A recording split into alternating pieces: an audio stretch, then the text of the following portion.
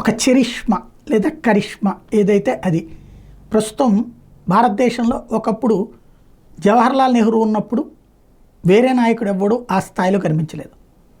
లాల్ బహదూర్ శాస్త్రి ముందు ఇందిరాగాంధీ కూడా చిన్నదయింది. ఇందిరాగాంధీ ముందు అటల్ బిహారీ వాజ్పేయి కూడా ఆనలేదు. అటల్ బిహారీ వాజ్పేయి ముందు తర్వాత రాజీవ్ గాంధీ ముందు కూడా అటల్ బిహారీ వాజ్పేయి ఆనలేదు. ఆ తర్వాత తరంలో అటల్ బిహారీ వాజ్పేయి ముందు రాహుల్ గాంధీ ఆనలేదు, సోనియా గాంధీ ఆనలేదు.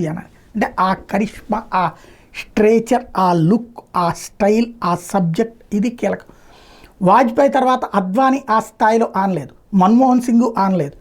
వాజ్పేయి తర్వాత మళ్ళీ అలా ప్రజామోదం పొందినటువంటి నాయకుడిగా ఎమర్జ్ అయ్యింది నరేంద్ర మోడీ. అట్లాగా ఇప్పుడు నరేంద్ర మోడీ ముందు సోనియా అనట్లేదు, రాహుల్ గాంధీ అనట్లేదు. ఇక ప్రియాంక గాంధీ వాద్రాని రంగంలోకి దించారు.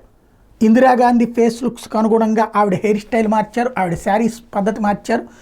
ఇక పైన ఆవిడదితో నరేంద్ర మోడీకి చెక్ పెట్టే ప్రయత్నం చేస్తారు. ఎలాగ మరి నరేంద్ర మోడీ అధిగమిస్తారో చూడాలి.